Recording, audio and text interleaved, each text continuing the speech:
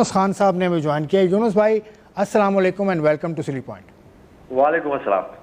कैसे हैं, मिजाज हैं, ठीक हैं? मैं जी ठाकुर, आप दोनों कैसे? फर्स्ट क्लास, जबरदस्त। यूनुस भाई आप ये जो चैंपियंस ट्रॉफी के लिए टीम का ऐलान हुआ है, ट्राई सीरीज़ के लिए टीम का ऐलान हुआ है, इस टीम से आप मुतमईन हैं? पाकिस्तान की जो स्क्वाड का ऐलान किया है पाकिस्तान के सिलेक्टर्स ने। देखिए आसिफ, अब तो ये टीम अनाउंस हो चुकी है, तो इस पर अब मुतमिन हो ना हो, अब इसी टीम ने खेलना है। तो मेरे ख्याल से देखिए अब तो टीम अनाउंस हो चुकी है, ठीक है। अब लग ये रहा है कि उसमें, और हुआ भी है कि कुछ सरप्राइज है इसमें मौजूद हैं, लेकिन देखिए ये प्लेयर्स आपके ही हैं और पहले भी इन एंड आउट होते रहे।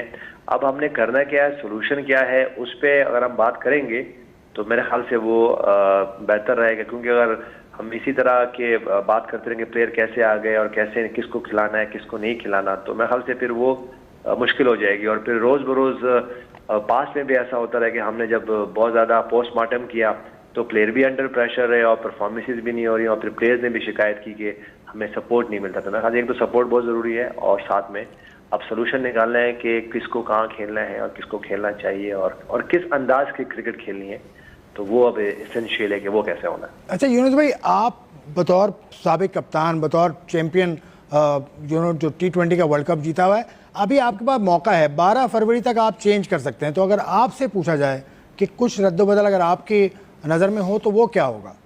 ये मेरे ख्याल से नहीं करें। देखिए पहले भी ये हो चुका है एक दफ़ा कि अगर आपको याद हो वर्ल्ड कप के लिए टीम जा रही थी और मेरे ख्याल से आजम खान ड्रॉप हो गए थे, और बहुत ज़्यादा फिर वो वही वाली बात जिससे मैंने पहले की बहुत ज़्यादा शिकायत होती है कि इसमें प्लेयर्स का क्या कसूर है। अगर जो प्लेयर्स आए हैं तो इसमें इनका क्या कसूर है? मेरे ख्याल से आप सिलेक्टर्स को अंदर बाहर करें, आप अपने कैप्टन से बात करेंगे। देखिए जाहिर सी बात है, जब ये टीम सिलेक्शन हुई होगी तो उसमें सारे सिलेक्टर्स होंगे, उसमें कोचेज होंगे, उसमें कैप्टन होंगे।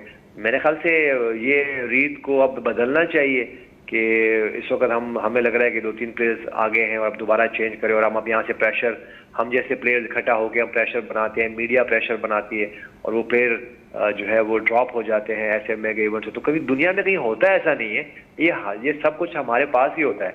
तो मेरे ख्याल से ऐसा नहीं करें। अभी आपके पास ये सीरीज मौजूद है, इसमें यही प्लेयर्स खिलाएं, और उसमें जो भी आपको शफलिंग करनी है, जो भी ट्राई टेस्ट करना है उसमें करें, और उसके बाद सॉलिड जाएं और चैंपियन ट्रॉफी में खेलें। अगर आपको याद है जो लास्ट चैंपियन ट्रॉफी हमने जीती थी, तो उस वक्त मुझे नहीं लगता, अगर मैं शायद गलत नहीं हूँ, तो कोई एक आधा मैच भी नहीं खेले हुए थे फखर जमान। लेकिन जब फखर जमान वहाँ से वापस आए तो वो चैंपियन बैटर बन गए। और हसन अली की बात करेंगे, ठीक है उससे पहले हसन अली टीम में थे, लेकिन उसके बाद जब वो वहाँ से आए हैं चैंपियन ट्रॉफी से, तो वो बहुत बड़े स्टार हुए। उसके बाद अगर हम 1-2 प्लेयर और की बात करें तो मेरे ख्याल से वो चैंपियन ट्रॉफी से जो है वो जब निकले, जब वो विन करके आया पाकिस्तान लास्ट टाइम, तो बहुत बड़े प्लेयर होते। मेरे ख्याल से अभी ये नहीं करें, और ये मेरे ख्याल से ये हमें ये मजाज चेंज करना पड़ेगा कि अभी इतना टाइम है। हाँ कोई अनफिट होता है, किसी को इंजरी होती है तो वो अलग बात है, लेकिन अब जो हो गया है, जो आपके पास रिसोर्सेज मौजूद हैं, अगर मैं इस वक्त कैप्टन हूँ, मैं इस वक्त कोच हूँ, मैं इस वक्त सीनियर प्लेयर हूँ, तो मैं ये देखूँ ये जो टीम सेलेक्ट हुई है इसमें से मैं बेस्ट कैसे ले सकता हूँ। अच्छा। अब ये कोई कंप्लेन ना करें कि कैप्टन है या कोचेज हैं कि पता नहीं कैसे ये प्लेयर्स आ गए। इसमें सबकी मशावरत जरूर मौजूद है और मौजूद होगी।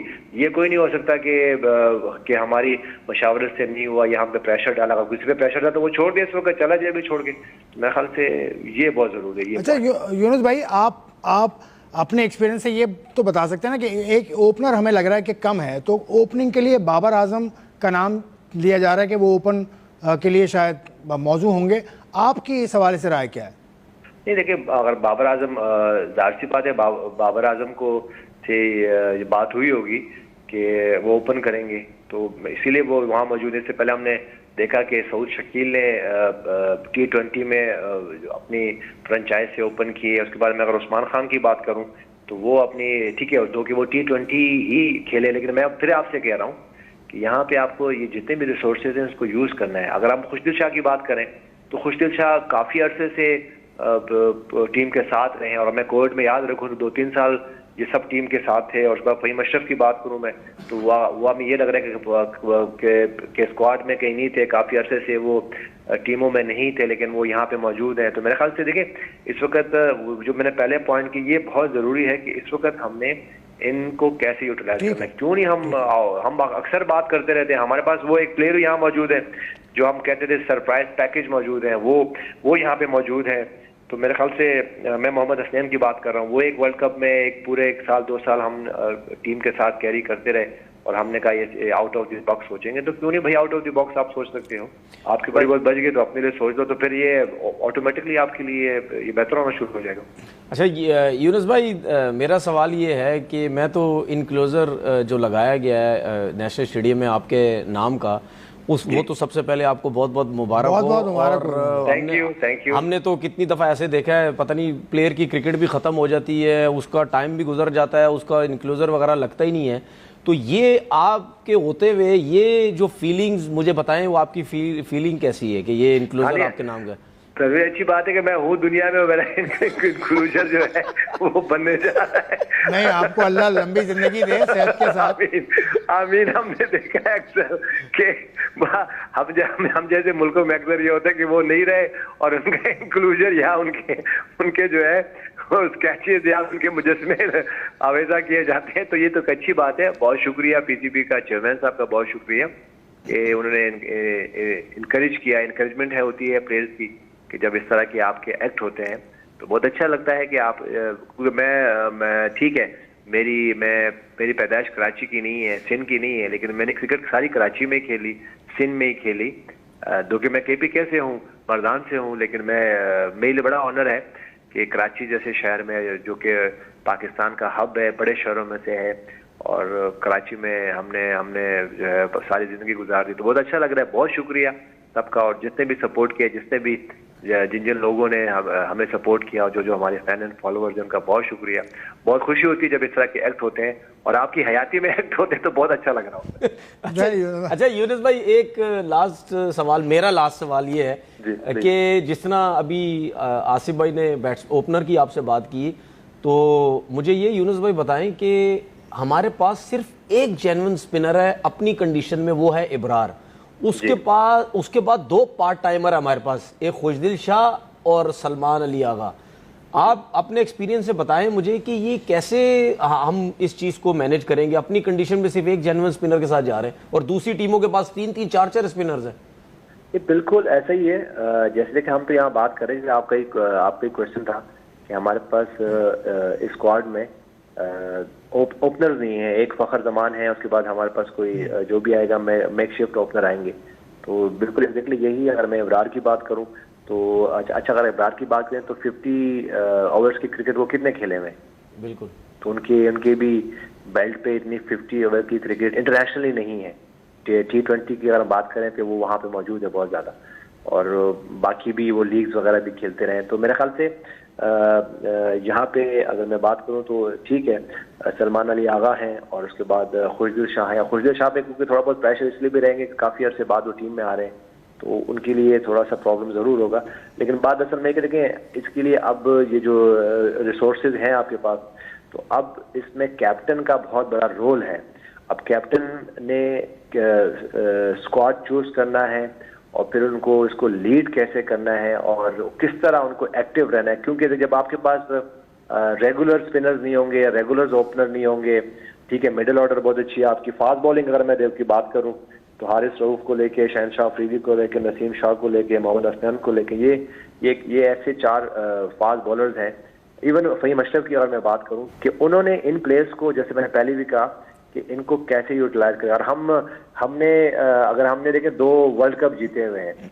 अगर मैं बात करूं 1992 के वर्ल्ड कप की बात करूं तो भाई हमारे पास कितनी स्पिन बॉलिंग थी और कितनी फास्ट बॉलिंग थी।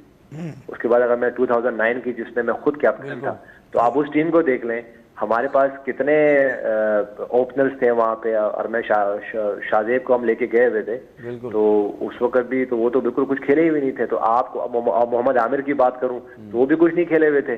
अब इवन शाहिद अफरीदी हो गए, सईद अजमल हो गए, शुएब मलिक हो गए, फवाद आलम हो गए, तो वो भी उस वक्त थोड़ा इन एंड आउट थे। तो ये कैप्टन का बहुत बड़ा रोल है, कोचेस का बहुत बड़ा रोल है, सपोर्टिंग स्टाफ का बहुत बड़ा रोल है कि इन्होंने अब ये जो रिसोर्सेज अब तो ये आपके पास ये है, मौजूद है, अब इनको यूटिलाइज करना। अच्छी बात यह कि मैं अगर पूरी स्क्वाड की बात करूं तो मेरे ख्याल से अगर हम तैयब ताहिर की बात करें तो वो इतनी ज़्यादा इंटरनेशनल क्रिकेट में नहीं खेले होंगे, या उन्होंने बहुत ज़्यादा वो जो कहते हैं ना कि इंटरनेशनल प्रेशर नहीं देखा होगा। तो उसके बाद अगर इवन उस्मान खान की भी बात करें तो वो भी यूएई में, वहाँ पे यूएई की टीम में थे, तो वो उनको भी इंटरनेशनल क्रिकेट की काफ़ी जो है वो प्रेशर हैंडल कर सकते हैं। तो मेरे ख्याल से यहाँ पे अब तो रिसोर्सेज यहाँ पे आपके पास जितने भी हैं, अब इसको यूटिलाइज करना। और अगर मैं समझूंगा कि अगर पाकिस्तान टीम को कोई अगर कहीं प्लानिंग करनी है, तो वो प्लानिंग उनकी ये है कि वो भाई पहले 10 ओवर कैसे खेलने हैं और आखिरी के 10 ओवर कैसे खेलने हैं।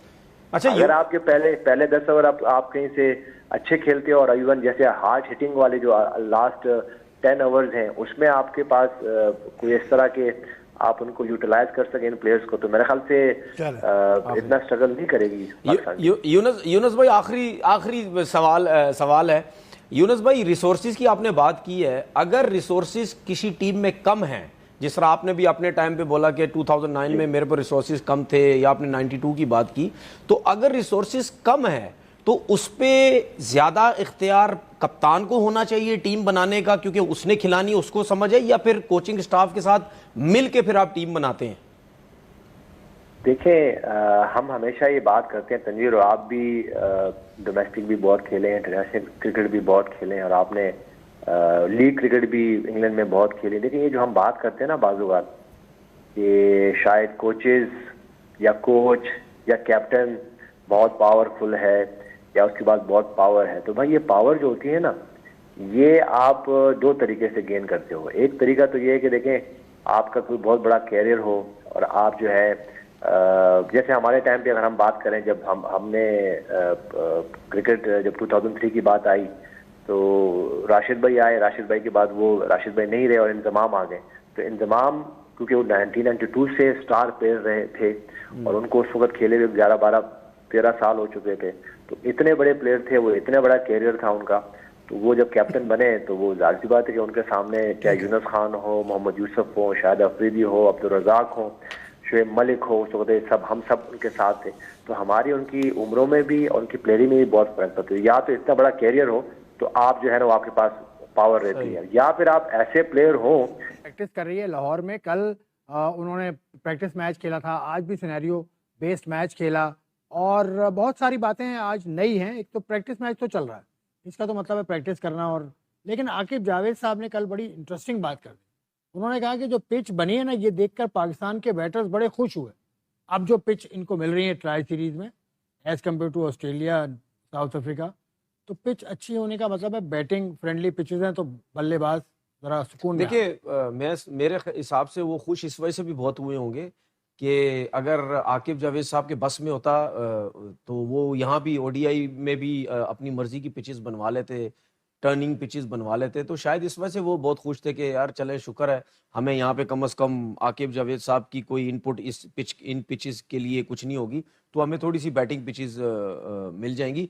और आप इससे अंदाजा लगा सकते हैं, आपके हेड कोच खुद कह रहे हैं कि हमारे बैट्समैन बड़े खुश हैं, तो उनको खुद भी समझना चाहिए कि मेरी वजह से कितना स्ट्रगल किया है जो टेस्ट की टीम के जो बैट्समैन थे उन्होंने। मेरी वजह से ये तो सिर्फ आकिब जावेद साहब की वो तजवीज़ नहीं थी, वो अलीम डार भी थे उसमें, शुएब मलिक भी थे उसमें, और बाकी मेंटोर्स की सिफारिश पे बनी थी ना। कौन से मेंटोर? मुल्तान की पिच की बात हो रही, मुल्तान की पिच की बात हो रही, बड़ी पुरानी बात। नहीं, मेंटोर कौन से वाले? मैं तो अभी वेस्ट इंडीज की पिचेस की बात नहीं, मैं बात कर रहा हूँ कि वेस्ट इंडीज की पिच से पहले जो मुल्तान का एक टेस्ट पाकिस्तान हार गया था इंग्लैंड से, उसके बाद दूसरा टेस्ट जीतने से पहले जो मीटिंग हुई थी मेंटोर्स की, इसमें वकार यूनुस शामिल थे, मिसबाह उल हक थे, सरफराज थे, शुएब मलिक थे, और मेंटोर से इन्होंने मशवरा दिया था चेयरमैन साहब को कि भाई पिच स्पिन फ्रेंडली बना दें। नहीं, ये तो मुझे एक मेंटोर से मेरी बात हुई है, चले मैं ये देखिए नाम नहीं लूंगा मैं, लेकिन मेंटोर से मेरी 1-to-1 देखिए मेरी बात सुने, ये जिन मेंटोर्स की आप नाम ले रहे हैं ना, उस हद तक तो चलो मैं मान लेता हूँ कि इंग्लैंड के आगे हमें बहुत ज्यादा और ये भी प्रॉब्लम बताता हूँ कि ये भी चलें आपको बताया, ये शुएब मलिक का आइडिया था। बेसिकली आइडिया फ्लोट किया था शुएब मलिक ने, और उसके बाद अलीम डार साहब ने, कि पिच आप ऐसी बनाएं कि स्पिन फ्रेंडली। अगर शुएब मलिक नाम आ रहा है, अगर शुएब मलिक खेल रहे हो, ऐसा नहीं। अगर शुएब मलिक खेल रहे हो और मैं अगर बोलूं शुएब मलिक को कि इस किस्म की पिचेस बना दो, तो क्या शुएब मलिक मान जाएगा? कभी भी नहीं मानेगा। वो होगा तो होगा, ये तो बात, ये तो एक हाइपोथेटिकल बात कर रहे हैं। मेरा सिर्फ कहने का मकसद ये है, आप जिंदगी में वो काम करते हैं, वो बातें करते हैं, जिसकी वजह से आप एक सिस्टम बनाते हैं, एक रूल्स बनाते हैं, लेकिन उस सिस्टम रूल्स में रह के दूसरे परेशान ना हो। इसका मतलब ये नहीं है कि अब आपकी cricket thank you very much हो गई और आप बोल रहे हैं जी पिचेस ऐसी बना दे जिससे हम जीते हैं। इंग्लैंड की हद तक ठीक था, लेकिन वही चीज जब आप वेस्ट इंडीज की सीरीज में लेके आए वो टोटली रॉन्ग था। और उसमें देखें, वो हमें किसी और की बात की तरफ जाने की जरूरत ही नहीं है। आपके जो हेड कोच हैं वही 36 दफा हर जगह बता चुके हैं। ये वेस्ट इंडीज की सीरीज में प्रेस कॉन्फ्रेंस में भी उन्होंने बात की थी कि स्पिन पिचेस होनी चाहिए, सब कुछ होना चाहिए। तो इससे आप अंदाजा लगा सकते हैं कि आपके बैट्समैन कितना शुक्र अदा कर रहे हैं कि यहाँ पे ओडीआई में पिचेस आकिब जावेद ने जो कहा वो हम आपको सुनाते हैं, लेकिन एक बात मैं कर दूं कि आकिब जावेद ने जो बात की थी वो पहले कर गए थे, वो चलना बाद में शुरू हो गई। पहले करके मतलब वो किसी पॉडकास्ट में उन्होंने बात की थी ना कि पिचेस बनाओ, टर्न बनाओ, स्क्वायर को ड्राई कर दो। पॉडकास्ट पे जो उन्होंने बात की थी वो तो पहले उन्होंने कर दी। मैं वही तो आपसे कह रहा हूँ, वो जो पॉडकास्ट में उन्होंने बात की थी इनके हेड कोच बनने से पहले की बात है। बिल्कुल उस टाइम की जब ये हेड कोच बने, इन्होंने ये सब कुछ किया। और लेकिन हम ये कह रहे हैं कि वेस्ट इंडीज की सीरीज में ये नहीं करना चाहिए। वेस्ट इंडीज की सीरीज में क्यों किया? क्योंकि जब आपके घर पे कोई टीम आती है खेलने, तो उससे हारने का जो सबसे बड़ा नुकसान उससे हारने का होता है।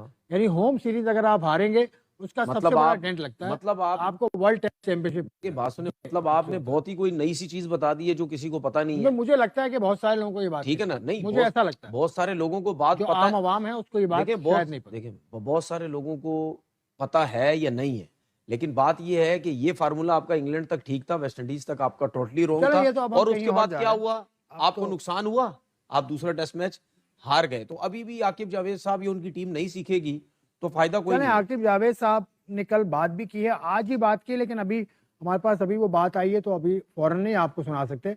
लेकिन कल जो बात की थी उन्होंने, ये हम जहां से हमने आगाज किया कि जो बैट्समैन है पाकिस्तान के वो खुश हैं। आकिब जावेद ने क्या कहा तैयारियों के हवाले से, आप सुनिए। आज से कैंपेन शुरू हुई है, ट्राई नेशन है, देन चैंपियंस ट्रॉफी है। तो आज मैंने देखा जब पिच